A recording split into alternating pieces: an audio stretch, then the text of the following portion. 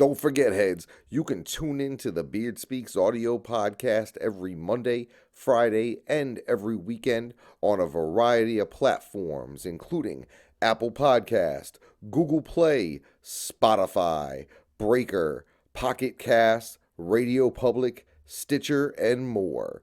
Hashtag Beard Speaks is the name. And if you can't find it on your favorite platform, you can always find it on anchor.fm/beasthostbeard. Bobby's Buds. With legalization sweeping the nation, it's important to know where and who your cannabis products are coming from. With Bobby's Buds, he's putting his damn name right on it. Originator of the Fago-flavored cannabis concentrate cartridge, highly sought after, truly trusted, powerfully potent cannabis products. Bobby's Buds. He's the plug's plug. Hit him up on Instagram at BobbyTheBarber1. Catch Bobby's Buds and 656 Records this September as they host the most exciting cannabis and hip-hop lifestyle festival in the Northeast, 656 Fest. Visit 656fest.com for more information. What up, heads? Tonight, shit, I know it's been a while, but the beard is here.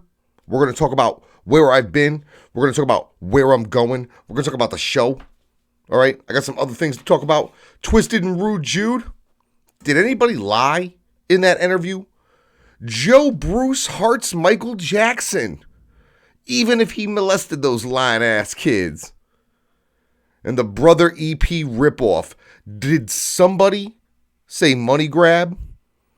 My name is Chuck Reeves. I am the Beast Host. You don't see me like this very often anymore. But the beard speaks now. Oh, come on, he's a miserable cocksucker fucking asshole. You hate him, admit it. What up, heads? You know what it is. And you know what it does. My name is Chuck Reeves. I am the East Coast Beast Host. And right now, if you are watching this live, you are one of the special ones. You are one of those Patreons. We are in here. And everybody who's in the room and watching live right now, it's about 9 p.m. on Sunday, the 24th of March. This is episode 217 of the Dub Shit. I'm coming off a week off. I kind of took a week off from production so I could do some other things, go out there and have some experiences, do some things. So I had something new to come here and talk about. You know what I'm saying? So we do have some news type items. I got some personal type items. But before we go any further, I want to make sure that I'm sending my prayers and my thoughts out to my homeboy Jake, his wife Stephanie, and their entire family of 4 kids and 4 foster kids. And I hope that things are all right as they come back from the natural disaster out there in Nebraska. I spoke to the homeboy Jake today. His house was under 17 feet of water. If you go down below to the description of this video, you can click the link and there's a GoFundMe in place so we can help him and his very large family and his business Beard Love get back on its feet. I'd say I'm doing this for completely altruistic reasons, but as I spoke to him today, I can't go without my Beard Love. I can't handle the thought of this dude being out of business because my beard has become accustomed. It's become accustomed to the wonderful oils, balms, and washes. And I fucking hope that my ass don't run out by the time they can get back in business. But seriously, prayers and thoughts to them. I know they are going through the ringer, so to speak, no pun intended. I'm doing some things that I can. I hope you decide to do the things that you can. Click that link below. And even if you don't want to give to him specifically, there are local charities. I mean, shit, go out and give some blood. We all need a helping hand, especially when nature comes through, rises the motherfucking river, and takes everything with it in its fucking path. And it's devastating, and it's horrible. And shit, if I could get $1 for Jake for all them flame emojis that I'm seeing right now, it'd be great. It'd be fucking great. How's the audio? Let me get flame emojis if I sound all right. I feel like I'm peeking out, but that could just be me getting used to my new situation here. You haven't really talked to me in this manner, so I guess I'll explain to the Patreons. Shit got upgraded around the cribbo. New computer, new editing shit. So I'm going to be playing around with some stuff. I'm finally like confident in my ability to take multiple pieces of video and make that shit one cohesive unit. I guess I sound all right. All right, good. I hope I'm coming through clear. Things should be better. I am hardwired to the box. My computer is revving up. We got some things to talk about, some things to do. But for real, first off, I wanted to make sure to spread that beard love message. That motherfucking beard love has helped me a lot. Like as a sponsor of the program, personally, I consider Jake and his family to be friends of me and my family. And seriously, click that link down below if you thinking you can help out. I got a bunch of shit. I guess, fuck it, man. I'm going to talk about something I did first, because we're going to be doing another video on it this week. It's just going to be like a side video because I didn't get all that much footage. But last night I went to see the Homeboy Token at the Paradise Rock Club. That's in Boston, Massachusetts. That shit was sold the fuck out, courtesy of my homeboy Justin. He got tickets for us like back in December or something. I'm glad he did. Ran into a couple of heads I know. Shouts to Tiana. Shouts to motherfucking Shane. I seen him in the crowd. Shouts to Duke Haran, who I seen kicking around that motherfucker Knox.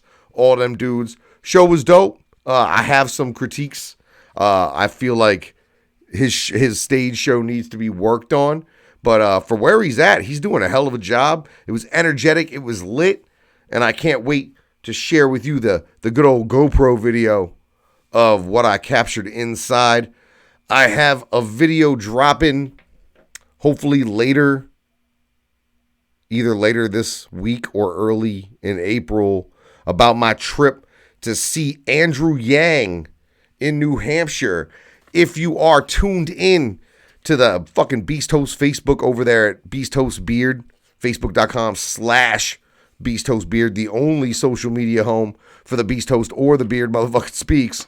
You saw that your boy the Beard ended up in a polo shirt, and on C-SPAN of all places, I traveled from my home here in southern Massachusetts nearly 4 hours to Plymouth, New Hampshire to visit with, listen to, speak, and get a chance to have some brief one-on-one time with the dude who I consider to be the Democratic frontrunner for the nomination for the candidacy of the President of the United States of America. His name is Andrew Yang.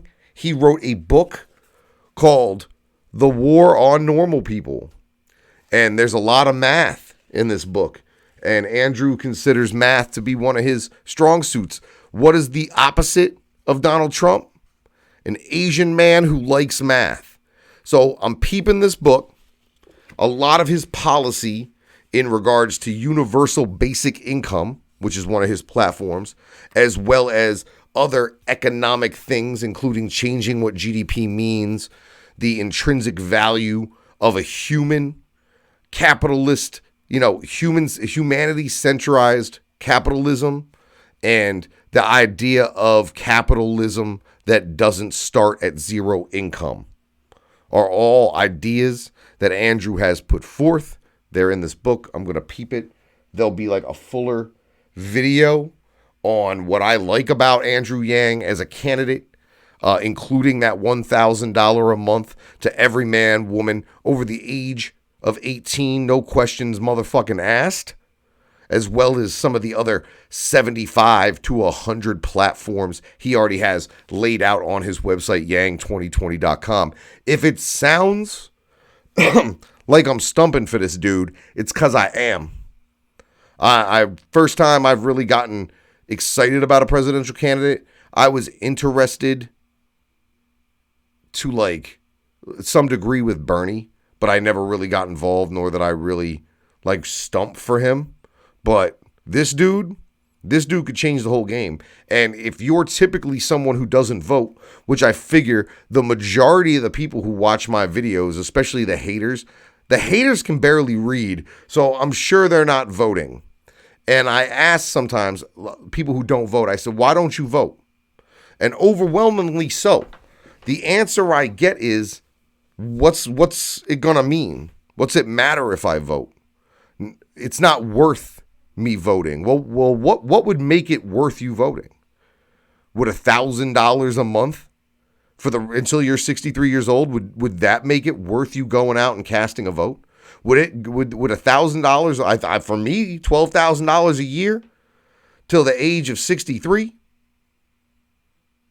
I know you vote, Jake. You're a good, upstanding citizen of the United States, but typically heads that do this, that watch this show, especially the haters. I mean, I'm mostly talking to the haters, the illiterate motherfuckers who I know can barely fucking read. Like, the idea that most people live paycheck to paycheck, and it's like $1,000 a month isn't enough to change your life, but it's enough to go from working 2 jobs to working 1 job.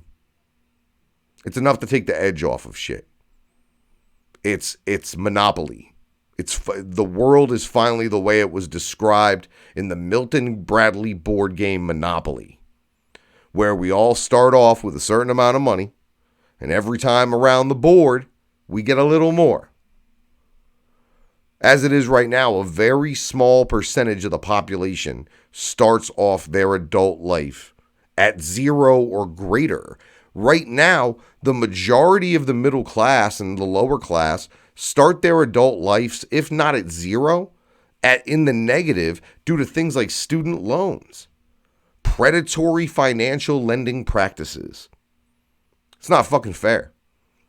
And by giving people intrinsic value with a universal basic income, that changes a whole lot.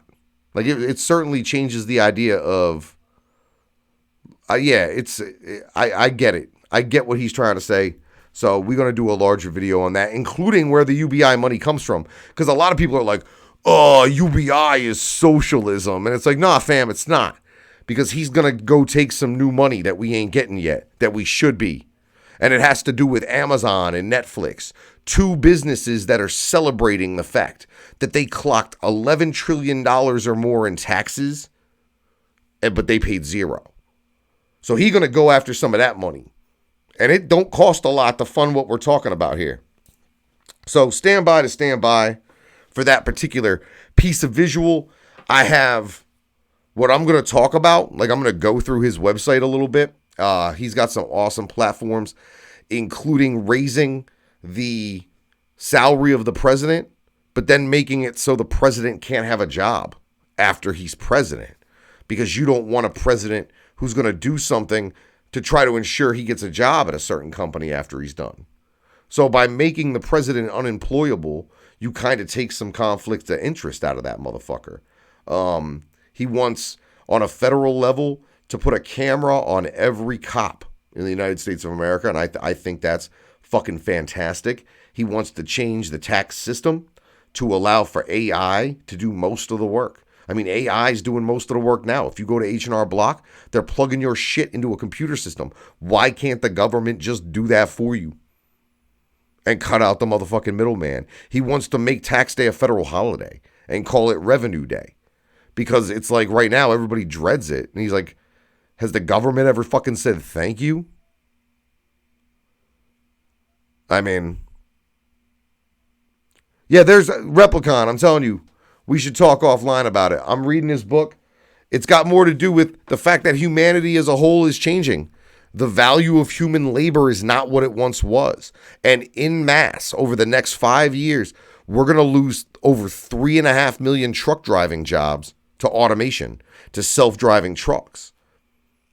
Now, a lot of people are screaming, retrain the truckers, teach them to code computers. And it's, you know, his fucking philosophy and my idea at this point now is these guys were truck drivers. Most of them truck drivers for a long time. Most of them didn't finish high school. So how are you going to retrain 3.5 million truck drivers to code computers? How many of those guys do you think are actually going to find jobs that way? And what are they really going to do?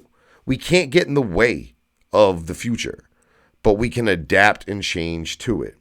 So understand, this UBI is paid for via a tax that every other industrially developed country in the world has, except for us. It's called a value-added tax. And the value-added tax that they are asking for in Andrew's plan is nearly half of what it already is in the European Union. And these companies aren't going to have a choice but to pay it. Because if you don't pay it, you don't do business here.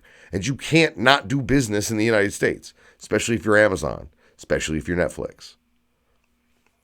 That video is going to be interesting, and I'm sure some of you may not agree with all of Andrew's policies. I'm even a little touchy on certain aspects of his Second Amendment policies. But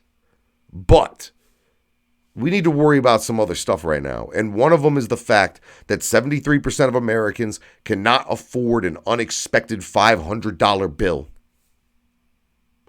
We need to deal with that. We need to deal with the fact that 60% of Americans are living paycheck to paycheck. Why does a stay-at-home mom not have an intrinsic value in our economy when they should? There's a bunch of other ones. He wants to make the NCAA pay the athletes. That's another big one I like. He wants to legalize weed on a federal level. Like, straight the fuck up. We need to get everybody at least on, like, you know what I mean? This, to me, is the equivalent of what I'm trying to do to the underground. With UBI and Andrew Yang's, policies and what he wants to try to do if he becomes president. He's trying to lift the garbage bag that is America from the bottom. And if you lift the bottom, everything has to come up above it. It's called a trickle-up system. As of right now, we've been dealing with what's called a trickle-down economy, where we insist on the larger guys to give us scraps. Can we have some more scraps, sir? But now, he wants to change the whole game. Will he win? I don't know. But it's going to be interesting to see the fight, because all he's got is ideas. And if you listen to him and you have a rational brain, there's not a lot of arguing with a lot of what he has to say, specifically about the UBI. Now, you can argue his other specific policies all you want, but when it comes to the idea of universal basic income and why it's good, where the money's going to come from, and who it's going to benefit the most, I think it's a fantastic fucking idea. And because of that fantastic idea, I'm going to do the work for you and try to run through his shit for you in a upcoming video. So be on the lookout for that shit, because I got that video that I'm going to do, and then I'm going to incorporate the C-SPAN video I'm in, and then the angle I got sitting behind him on stage at the C-SPAN event in Plymouth, which was fucking awesome.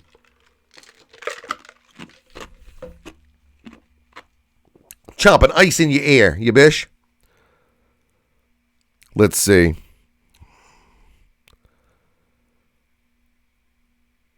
Well, I mean, like I said, we're gonna disagree, but understand that there are two places in this country right now where people already receive a government dividend.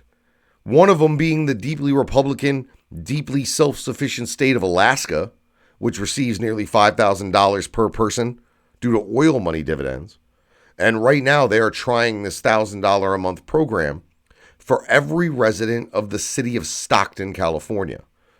This is an idea. UBI has been the idea since the late 1800s with economists like Michael George, Friedman, even Richard Nixon championed the idea of UBI and almost got a universal basic income dividend passed. And we're talking about Tricky Dick Nixon. If there was a fucking dude that didn't like people, it was him. But even he was like, yo, that's a good idea to give them some money so they'll spend it. Because that's the thing. You spend it, you create more jobs. It's a trickle-up thing. I'm going to read the book. I'm going to let y'all know. So I went to Token. Y'all see that. I told y'all about that. You will be seeing that footage sooner rather than later. It's literally only one piece of video that I feel like I want to release. The rest is kind of trash. So I got him doing Treehouse live. So y'all will be able to see that. We talked about the Yang Gang video coming out. Chuck Reeves. I shit you not.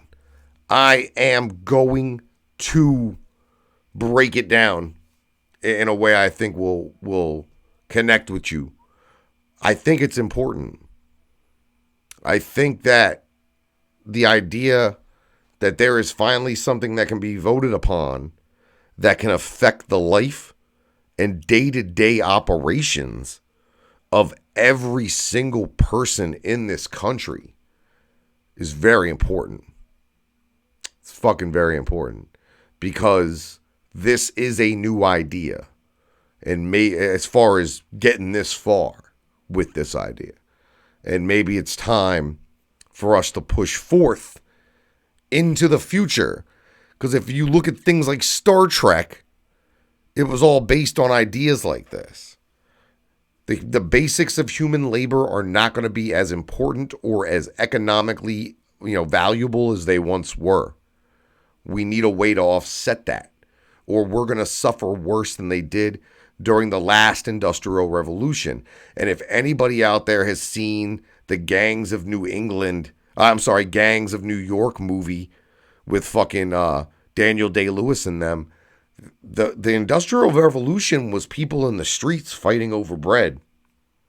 And we're about to hit another one of those. And if we don't have something to help us get through it, it's going to be worse. There's way more of us now. There's way more of us. And way more jobs are going to disappear in way shorter of a span of time. I feel like I'm beating a dead horse, though. I'll do the Yang Gang shit at a later video. This week, a couple programming notes. Tonight's show will be made open to the public as soon as the live stream is over, as typical. The audio of this show will be up tomorrow morning on all the audio platforms. That's the Spotify. That's the Google Play. That's the iTunes. All that shit, the Spreaker, the Spranker. You know I'm fucking being synced to your grandmother's Zune every time she plugs that bitch into her 86 Macintosh. So just check out the audio. That'll be today and tomorrow. Tuesday night, March 26th, I will be live 10 p.m., but not here. I am visiting the couch with the homeboy DJ Gonzo over at wickedtendency.com. Kind of excited. I told him no question was off limits. I think they're taking calls and I ain't screening them motherfuckers. You heard? So call, ask about whatever you want. You can ask about anything, but you need to do a couple of things. You better bring some facts, and you better bring a positive motherfucking attitude or I'll slap you through the phone. So that's Tuesday night. Check me out live with the homeboy DJ Gonzo on the couch, wickedtendency.com, 10 p.m. on the East Coast for all you heads and headettes. We doing it real big, so I'm out there. Wednesday, Nathan. Thursday, Nathan. Friday, Saturday, Sunday, Nathan. As far as videos. Unless they're on the Patreon. There's a couple Patreon-only videos dropping over the next few days. For fucking sure. It might just be mashups. I don't know. I got so much video that has to be fucking processed that I don't know what I'm giving y'all. But the Patreons are going to get something for themselves. Everybody will get something else before the end of the week. Wednesday, Thursday, Friday, Saturday, Sunday. 5 days in a row. If you are in the Northeast, Chuck Reeves will be taking part in a very special presentation at an event called PAX East.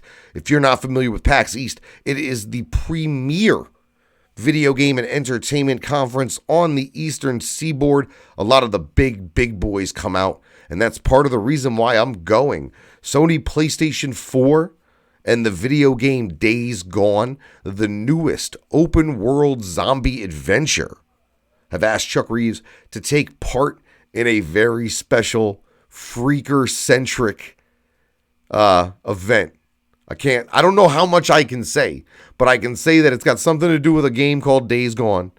There's a zombie-like creature called Freakers that's got something to do with this as well. And it's coming out on PlayStation 4, I believe, on April 24th. For 5 straight days, I will be at PAX East for the entirety of the convention. That is 10 a.m. until 6 p.m.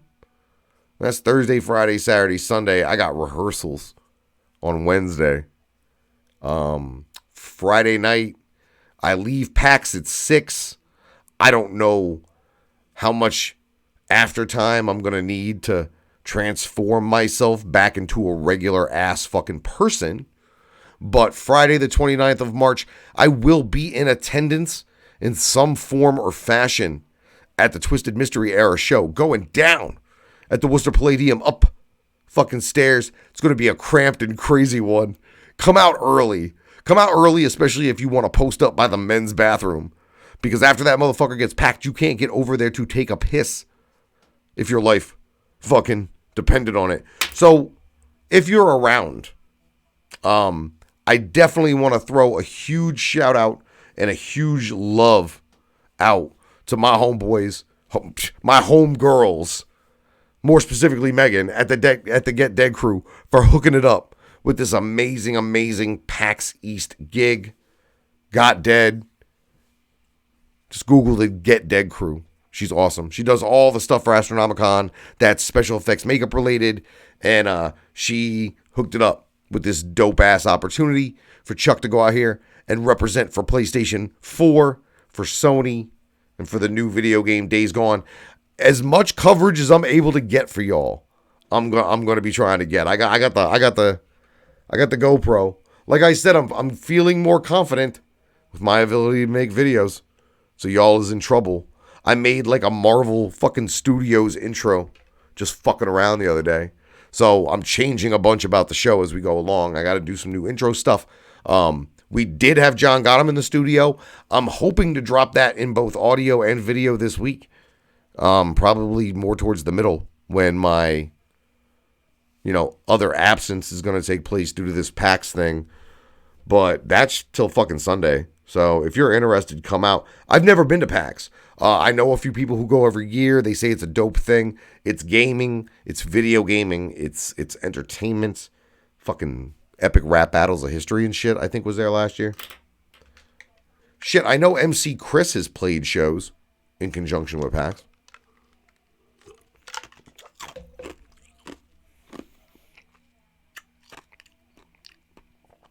All right.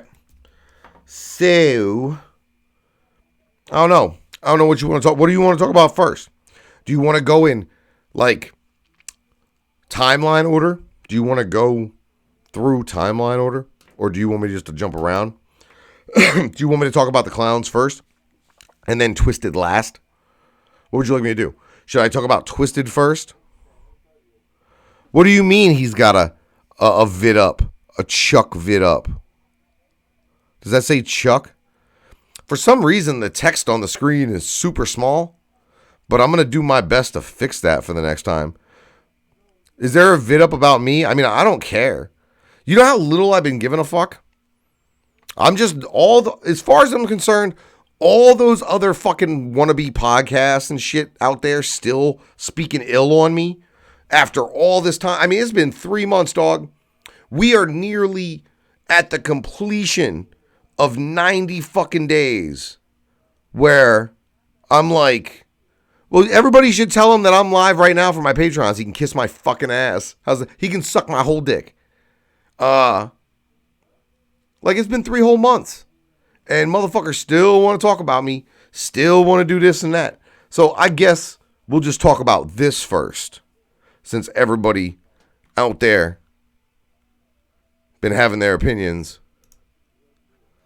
So last night, while your boy was on the train on his way to Boston, my phone is blowing up with reports that Violent J very publicly expressed not only his love, but his undying support for one Michael Jackson, regardless of any of the information or current backlash against Michael in the wake of the Leaving Neverland documentary.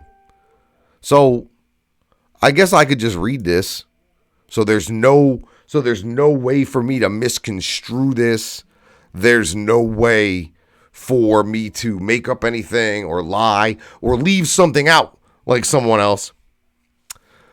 Play Michael Jackson's Thriller LP for happiness. Even if he molested kids, his talent is a gift from God. It's not his pass to heaven. He has to earn that like the rest of us. We're all judged, even those that are gifted. If OJ is a murderer, he still kicked ass at football, right? Appreciate God's working people, even if that person themselves ain't shit. VJ. By the way, MJ is innocent. Fuck them lying ass kids. Now, I typically would not have too much of an issue with that sentiment. As a matter of fact, I've been quite vocal privately about the fact that perhaps you should leave a dead man alone in all these circumstances when the individual in question is no longer here to face punishment for these actions. There is nothing more asinine today in society than this cancellation motherfucking bullshit that we got going on. Now, I'm on board with some things as far as the comedy and as far as artistic pieces that perhaps don't really fly these days and don't translate well into today's culture. But what we're talking about with Michael Jackson is something that has always been up for debate, whether or not he molested and sexually assaulted young people. The statement, even if he molested those kids, is what I got a fucking problem with in this circumstance. Because you can't say that you should play his records, that you should support him, that you should do anything in regards to him publicly if he did molest those kids. Now, I get Jay not believing he did, but come on, man. I mean, the Sigler thing kind of makes a lot of sense now. Like, you have no problem with these types of people. So my problems now have to do with the idea of songs like CPK's and To Catch a Predator. Well, what happened between then and now? What happened to the old Jay and Shags who used to wax poetic about splitting a pedo's head open? Did it change because it's fucking Michael Jackson? I mean, did it change because it's one of fucking Violent J's idols? I fucking hope not. But like I said, I think everybody should just leave a dead man alone. But I wonder if Violent J would be saying these same things about, I don't know, fucking R. Kelly. And if it's not the same answer, then why not? Why is it's okay to cancel R. Kelly, but it's not okay to cancel Michael Jackson? I don't think Jay meant anything, really. And that's why I deleted my video from yesterday, because it was really, really designed to, like, rile you to fuck up. I don't agree with the statement, even if he molested those kids. If he molested those kids, he should burn in hell, and someone should take his masters there with him. Because his mere essence and spirit and the things contained within those art pieces is clearly tainted if he was that sort of person. I mean, a lot of people talk shit about people who listen to the musical stylings of one Charles Manson. And he didn't even kill nobody. So Violent J just needs to stay off the fucking internet and stop trying to become some sort of social warrior by telling people that they should listen to Michael J. Fox. To Michael Jackson. Fucking sounding like Michael J. Fox making that sort of fucking mistake. But encouraging people to listen to Michael Jackson, even if he molested those kids. That's a poor statement. And I hope that Gutterball is over there on his fuckboy shit trying to defend it. I really hope he is, because I seen him in the Instagram comments defending it. Now, I'm not going to defend even if he's a pedo line, but I'll agree when maybe we should just leave dead people alone. You can't dead them any further. I mean, Shit. Motherfuckers couldn't even dead Hitler. And if there was one dude who should have gotten canceled in this world, it's that motherfucker. So, why do y'all keep trying? Doesn't make a whole lot of sense to me. I guess we will roll. See what I said? Roll right into the next little piece of business. Now, in a spearhead, a fucking round, fat one, led by somebody over there on the other side of all this, the recent Twisted and Rude Jude All Out show appearance from Detroit was met with all sorts of speculation and accusations and cries of lies, lies from the fucking 17%. Now, I went back.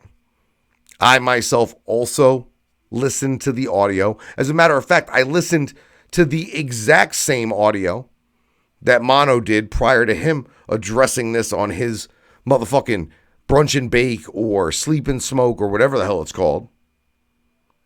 And we're going to listen to it again right fucking now. Because although somebody over there, somebody who needs to worry about his blood sugar more than Twisted's media appearances, somebody over there omitted a part of the interview that was quite important. And then he didn't even link people. Like in the description, he said he was going to put the link, but since he knew he was full of shit, he didn't want to give people a direct fucking connection to the proof that he was lying. So somebody anonymous sent me this thing and I watched it. And I mean, you can say what you want. You can make up all the, they lied, they said they didn't take part. They said that they never did nothing in the beef with Eminem. The problem with that is, oops, those fucking interviews still exist. Oops, the internet exists. People can still find those interviews. That's right, motherfuckers. You can still access all those interviews to listen for yourself to what was said. Now, I'm just going to go ahead and play it. We come from the old school, man, where we used to pass out cassette tapes and hang up handbills with staple guns on flyer and telephone poles and shit. Yeah. Now it's a one mass email. That's how M is. When we first met M. Okay, first off, that is how Eminem came up. Jamie was talking about them being from the old school and posting up flyers and staple gun and shit and leaving shit on the fucking windshields of cars, which anybody who knows Twisted knows that they did. That is the context under which Twisted brought up Eminem on the motherfucking All Out show. Let's go ahead and continue. We were walking out of fucking Kinko's, right? And he come walking up on us. He was like, "Hey, are you House of Crazies?" And immediately defensive. What's up? Wow. You know what I mean? He's like, no. I think you guys are the shit. Whatever, blah, blah, blah. Start kicking it. Became cool. Mm-hmm. Come by the house. Come by his house. Now understand, this is not the first time that Mono and Jamie have told these fucking stories. Go ahead and Google House of Crazies Eminem, and you can go back as far as the days prior to them signing to Psychopathic, when Jamie and Paul spoke in certain fucking periodicals about wanting to collaborate with a young Eminem, and what a fucking monster he was. Now, it's worth the Google. I could Google it for you, but I'm not going to encourage you motherfuckers to be lazy. Certain people count on you being lazy. They count on you not doing your background and not doing your work to find out the truth in these matters. Telling me, I'm gonna fucking sign with Dre. I'm about to sign with Dre. And I remember I did interviews before that where I'm like, if anybody ever gets their hand on this kid, Soul Intent, it's over with. Right. It's over with. So end up meeting him, kicking it, cool. We let him, I told him, in Detroit, you had to pay money to play shows. This next part is important because there is video evidence of what Paul is about to say next in the form of Eminem and parts of D12 opening for a then House of Crazies at St. Andrews Hall in Detroit. Yeah. If you wanted to open a show, that's that D-Town love. $100 a minute or some shit. And we told him, any show we're ever on, you're on for free. You just do that, motherfucker. And he was like, yeah, hell yeah. And then he went to that. And then he went to the Rap Olympics and he told our people, tell Paul I'm about to sign the deal. Damn. And he ended up signing the deal, and then somehow him and ICP ended up getting into some shit.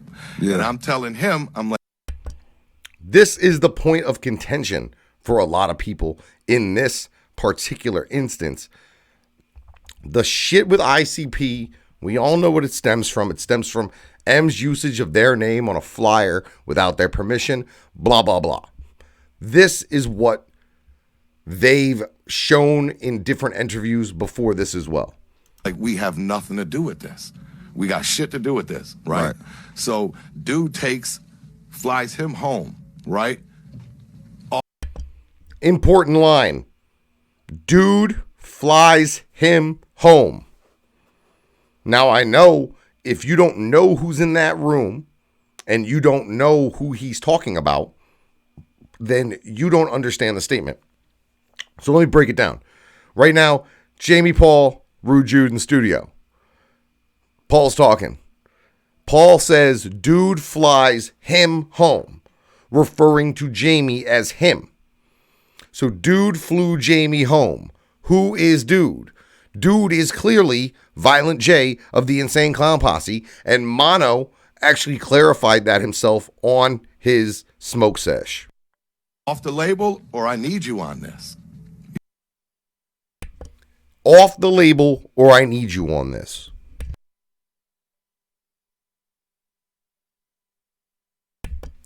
What Paul is saying there is that Violent J at some point flew Jamie home and said, I need you to do the track Slim Anus or you're off the label.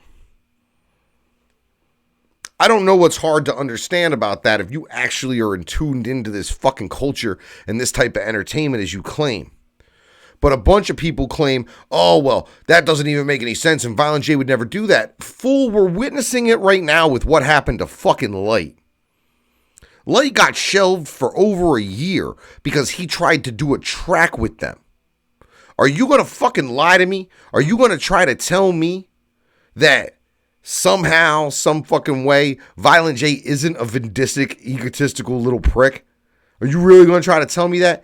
Are you really going to try to tell me that Violent J would not be overbearing about a beef he was having with a major industry artist, with the artists that are in his employ? I mean, shit. So, whatever. They didn't get into specifics about what song they were talking about at the situation because I don't think they were there to speak on it. Now, being on Shade 4-5, I wouldn't want to be talking about any Eminem beef either. So understand the questions of why would they go on there and lie about the Eminem beef is because they're not.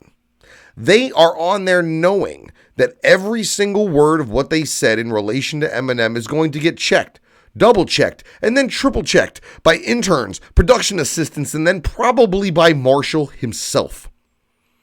And I guarantee if any of the things said by them was a lie on M in any fashion, we're going to be able to tell because we will never see another Magic Ninja Entertainment artist, rapper, anyone on any of the products of Sirius XM's Shade 4-5.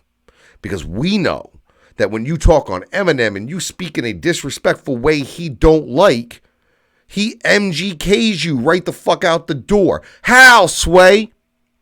How, Sway? Because it's his fucking station. If you are tardy enough if you're tardy to the party, which is now how I'm referring to some people, you're tardy to the party. It's like a tardy party. Put two letters at the beginning. It's a tardy party. So in the tardy party, they just think it's cool to go on there and lie, and that twisted wood that they would risk potential fucking blacklisting from one of the biggest platforms in hip hop. It's fucking ridiculous. Doesn't make any sense. So go back, listen to it. If you don't believe me, It's out there. We can listen to the rest. You know what I mean? Come back heartbroken. And we just told him, don't involve us in any of it. So he's describing there how they told Jay and them after those initial first 2 tracks, which were ICP tracks, by the way. They weren't Twisted tracks. They were ICP tracks. That they didn't want to be involved anymore. You got your shit, do your shit. Because when we had our shit, we had to handle our shit on our motherfucking own. But now, I don't know exactly what he's referring to with the when we had our shit, we had to handle it on our motherfucking own.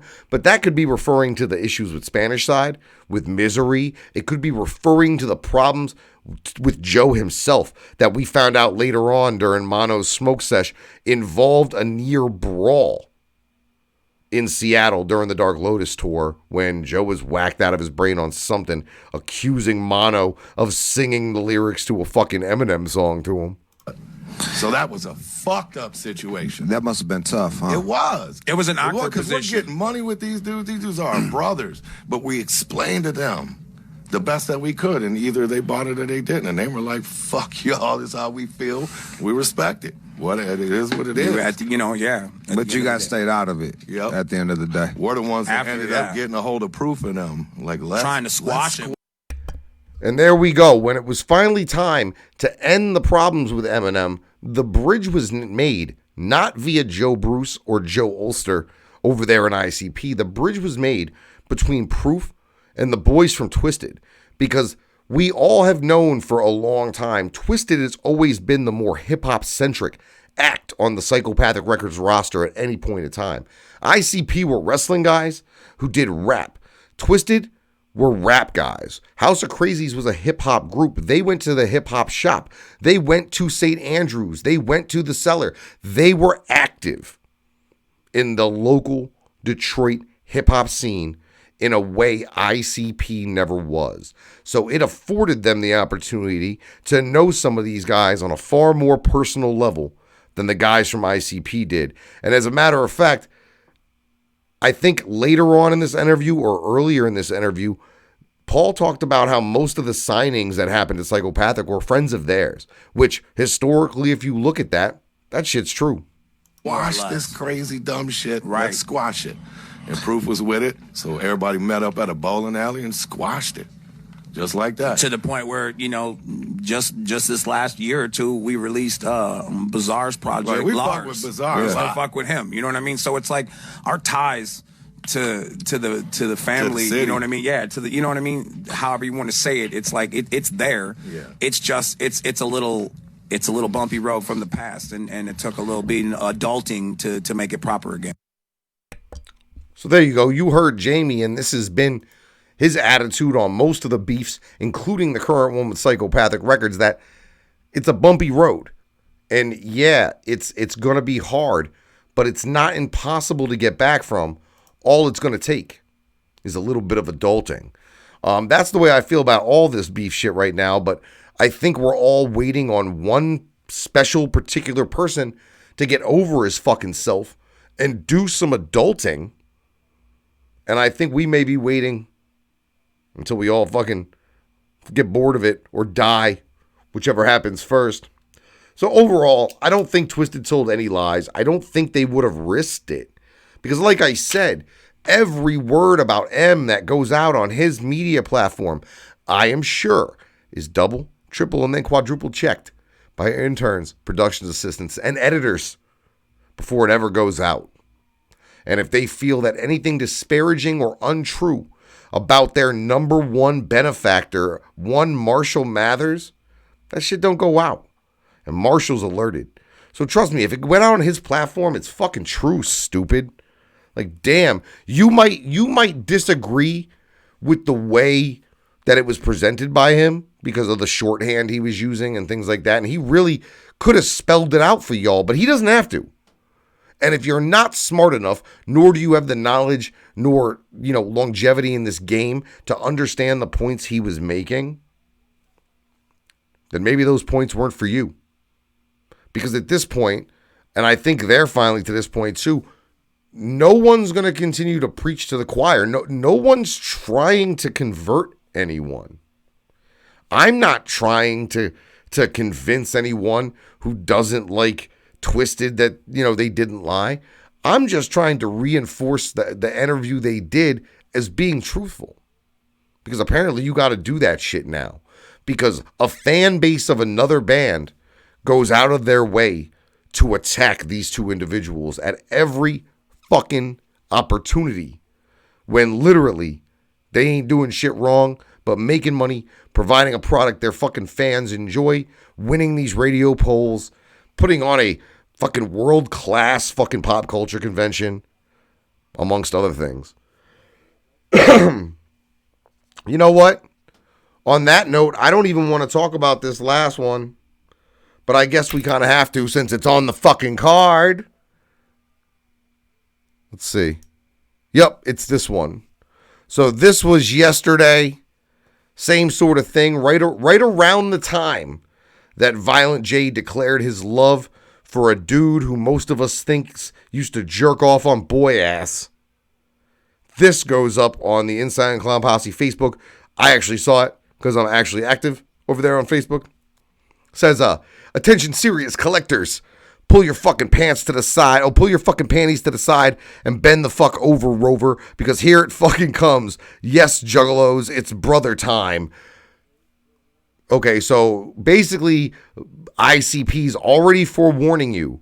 Get ready because we're about to fuck every single one of you. They're even telling you, pull your panties to the side, bend your ass on over because you're getting it long clown style without any lube on this one. Of course, just like everybody else in the underground, we're talking about the most sought after, most anticipated, most notoriously extra special collector's item that everybody and their mama wants to get their claws on. I'm talking about Violent J's sleeper smash hit of the decade, the Brother EP. This bad boy just came even more wanted. It's now by far the most wanted Juggalo collector's item of 2008, 2019, and beyond. Okay, these are all true facts. The Brother EP became one of the most collectible, sought after, and like pricey resale collectibles available on the market right now because not that many went out. The Brother EP was made free to people who participated and purchased a Violent J E&J VIP as part of the solo tour. We all know what happened there. Like 4 shows happened, and then the rest got canceled. So people who got the CD got the CD. They resold it in some cases, sometimes for far more than, free or even what I would consider fair market value for a CD that literally has 4 tracks on it that weren't very fucking good. When Violent J announced his solo tour back in late 2018, it was announced that you could get your hands on a very new, very rare 4-song EP entitled The Black Eyed Kids, but only with the VIP meet and greet package during the tour. Suddenly, last minute, for reasons unknown, the EP's name was changed to Brother. The only copies out in existence were there for the first few tour dates, a handful that were at the Verge booth during Juggalo Day weekend. So you got some of Juggalo Day weekend that I'm sure were purchased and then immediately resold on the secondary market. And you have the ones that went out with these few shows worth of VIP. So the VIP people for the shows that got canceled didn't even get the CD, which that in itself is kind of the bone. But, we're talking about a new bone here. This Wednesday, March 27th, you can finally purchase yourself a super rare Brother EP. But it's far from free. You're right, it's far from free. The shit's $25. You are charging $25 for 4 songs. All right? That's a lot. But you can always just take the pass option, which a lot of people, I hope they do. The Brother EP costs $25 because the 1,000 CDs we're selling are the only copies left and the only copies Psychopathic will ever press. Okay. Here is where the bullshit begins. If you would have came and said, we got 630 of these, I'd be like, all right, so that's what's left of the original run. When you tell me you have 1,000 Psychopathic records, a nice, round, even 1,000 copies, I realize immediately that regardless of what these CDs look like, they're fucking represses. And you're not telling people that. You're claiming that this is part of the original batch that went out on the tour and then was later in small batches made available at Juggalo Day. And my argument is if that was the case, it would take a goddamn astronomical galactic case of 1 in a zillion trillion type luck for you to end up with exactly 1,000 copies to sell this Wednesday, bro. So tell me again how these were all that's left and the only copies you will ever press. Now, I hope that they don't ever press any more after this. But at least, come on, be real with these 1,000 people and let them know what you're getting is a repress of the original. Like, straight the fuck up. Let's see. Oh, and also because you'll have a 1 in 5 chance of scoring a bonus CD that's even more rare than the Brother EP. In fact, it's 5 times as rare. Yes, it's true. 200 of the final 1,000 Brother EPs we're selling come shrink wrapped with an additional 2-song CD entitled Steve Meets Abu. Well, according to Violent J, it's a fresh one. Also, the Steve Meets Abu EP has another song with a strange title called The Frog. So the only way to actually score the Steve Meets Abu CD is with luck. Okay. But that's not true. Because the next paragraph describes how if you are a large enough customer of this CD, luck doesn't have to be on your side because Psychopathic Records will arrange for you to be one of the lucky 200. To prove only 200 copies exist of the Steve Meets Abu CD, Violent J has signed and personally numbered each and every one. So if you get a CD and it says number 158, you can actually be sure that is the only person that you have that CD. Now, we know some of you ninjas are hardcore and will purchase multiple copies. So for those that do, the guarantee that every purchase of 5 Brother EPs placed on the same order will come with at least 1 copy of Steve Meets Abu. So it's not luck, it's volume. If you purchase the CD in volume, you can receive guaranteed multiple copies of the CD that if you only buy one of, you better have super fucking luck. That's why this entire first pull your fucking panties to the side and bend the fuck over because here it fucking comes. The thing they started this post with, that's why that's even more fitting. Because Violent J is double dipping and butt fucking his motherfucking fan base. Like they're getting butt fucked on a $25 CD of 4 tracks that already came out, that you fucking repressed, that you changed the name of for whatever fucking reason that nobody gives a fuck, that wasn't that good, that's only collectible because you got pilled out and couldn't finish your own tour. I hope they sell none of these motherfuckers. I hope the backlash is swift, and I hope it's huge. Because I hope the kids in the Psychopathic Museum are having a hell of a laugh at Psychopathic's expense. Shit's ridiculous. I'm going to get real close to the screen because I can't read it. Can I make it bigger? Can I make this whole situation bigger? Can I do that? Oh, I did it. Yeah, you can listen to it for free on the YouTube. Don't be afraid to take advantage of your local interwebs in the search for entertainment and information. Anything y'all want to talk about before I leave? It's been an hour. It's 10 o'clock. I kind of want to let you guys go enjoy the rest of your weekend, the rest of your evening. I would like to enjoy the rest of my evening. I hope I have a cold coffee waiting for me in the other room.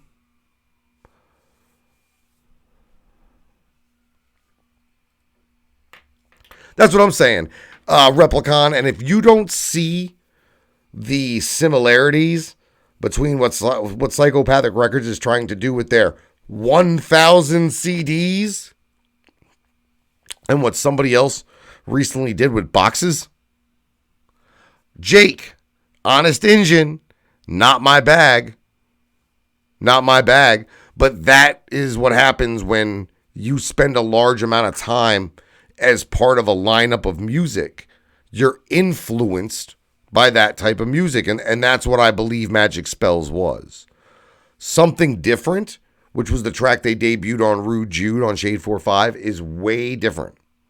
So I'm really hoping that the album shows a wide range. I don't think it's bad. It's not my bag. You know I'm a hip hop dude. I think it's good. Like, I like the 50 Shades of Hate thing. That was something I can't believe I didn't think of to say. But Honest Engine, it's not my bag. It wouldn't matter who put out a track that sounded like that. It's not my bag. I'm not saying it's terrible. There's a reason it's being pushed on a rock station. It's a rock song. So I don't believe myself to be a fan of that type of music. But it's all right. Let's say. I ain't buying 5 copies of shit, Replicon. Yeah, they did, but that's what I'm saying. Most of the full lengths projects, there's a mixture of stuff. And even Wicked had rock on it. Typically they always do something that's rock at least influenced. But I think that this track in particular, and if you look at who produced it, it was produced by Draven. Exactly. So there's your answer. It was produced by someone who does that Warped Tour style metal. It was not produced by, Young Wicked. It's not a hip hop track. It's a rock track. And as a rock track, I think it's fantastic. But me personally, it's not my bag. Am I bumping it? No. Because it's not my bag. My bag is rap. I like when Twisted and I like when they rap. There was a long time where I used to say that Jamie Madrox never even spit nothing whack when he was a child. I still know, but they're still amazing lyricists. And you can be an amazing lyricist, do rap, do rock, do whatever the fuck you want, man. And that I'm telling Twisted, do whatever you want. Do whatever you want. I hope that's what they're being told. Do whatever the fuck you want. There's no one who's going to tell you can't do whatever the fuck you want. There's a reason I'm sitting here. It's because nobody told me I couldn't. It's that simple. I won't even say it's super commercial because I don't know that type of music like that to be able to pinpoint commercial verse whatever. Maybe I should have Jeremy back in here. Not Jeremy, but Jordan. Maybe I should have Jordan back in here from those bands. My homeboy Jordan. I'm sure he could break that shit down. Like straight up, I'm sure he could do it. Oh, thank you, my dude. I'm serious. I appreciate you taking the minute to tune into the show. I hope that I hope everything goes well, man. I need you in business, fam. I ain't switching companies. I ain't like that. But yo, it's after 10 o'clock. We did it. We did a bunch. We talked about a bunch. We talked about Twisted and Rude Jude. We talked about the Brother EP, why I think it's a fucking ripoff, and why people are getting butt fucked. We talked about how Joe Bruce hearts Michael Jackson and his molesting ass beating off on boy ass self. We talked about a bunch. Make sure you keep in mind those programming things I told you. Tuesday night, wickedtendency.com on the couch with DJ Gonzo. I'm there, 10 o'clock Eastern. They're taking calls. There's a phone number, and I'm not screening them shits. So come through, ask the God what you want, and I'll give you a fucking answer. Whether you like my answer or not is up for debate and yet to be seen. Wednesday, I got rehearsal. Thursday, PAX East. I'm in the house. Days Gone, Sony, PlayStation 4. Friday, PAX East, Sony, PS4, Days Gone. Friday, Twisted. After that, I'm looking at my calendar trying to decipher my chicken scratch. Saturday, PAX again. Sunday, PAX again. Back next week. Audio of this tomorrow. Audio and video of John Gotham to be announced. But that video is done, and I tried something new with the video. The audio is going to be the same, but the video, I shot it with 2 angles for a change. So I'm working on cutting that all together so it makes sense. Be on the lookout for unannounced and excess content. Patreons, exclusive shit coming right the fuck at you before the week's over. Enjoy the rest of your motherfucking Sunday, heads. My name is Chuck Reeves. I am the Beast Host, and I don't have to repackage a fucking CDR, including 4 tracks, shove it inside of an envelope, and try to charge you heads $25. I just got to show up here on YouTube. I appreciate you motherfucking joining me. This has been episode 217 of the motherfucking dumb shit. My name is Chuck Reeves. They know me as the Beast Host. Until next time, heads, the beard has spoken. Oops! Those fucking interviews still exist. Oops! The internet exists. People can still find those interviews.